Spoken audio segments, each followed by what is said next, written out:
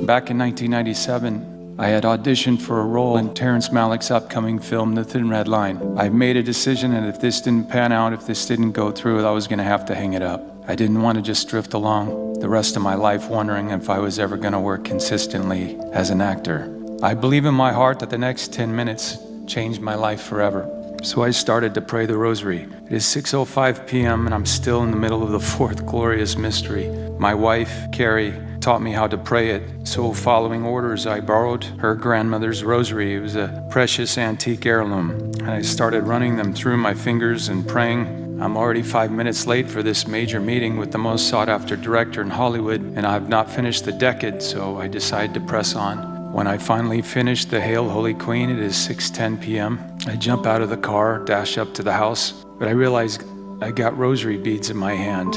I knew if I put them in my pocket, I would start fiddling around with them in front of the director. So I opened the car door and made a deliberate move to drop off this rosary when I get a feeling right here in my heart that I should take this rosary with me. I decide to take this rosary with me and make my way to the front door. This little maid answers the bell, and on her neck is a miraculous medal. So I say, "Oh, you're a Catholic?" She says, "No, I'm not. I'm Episcopalian. Come on in." So this maid takes me in and she shows me the house. It's a beautiful Spanish hacienda. And as we're admiring the ceiling while the woman is in mid-sentence, I get this sensation in my chest again, but stronger than I had ever experienced. And without thinking, I reach for the rosary in my pocket and I interrupt her and I say, "This is for you, ma'am." She's now startled. She said, "Why did you do that?" Tears are now welling up in her eyes. I say, "I don't know." She says, "Oh my God." She said, "The woman that gave me this miraculous medal, the Virgin Mary, also gave me a rosary that she got from Mother Teresa, but I lost it. And I prayed this morning that God would send me another one. And then you walk in." This woman is now collapsing in tears. I'm shell-shocked.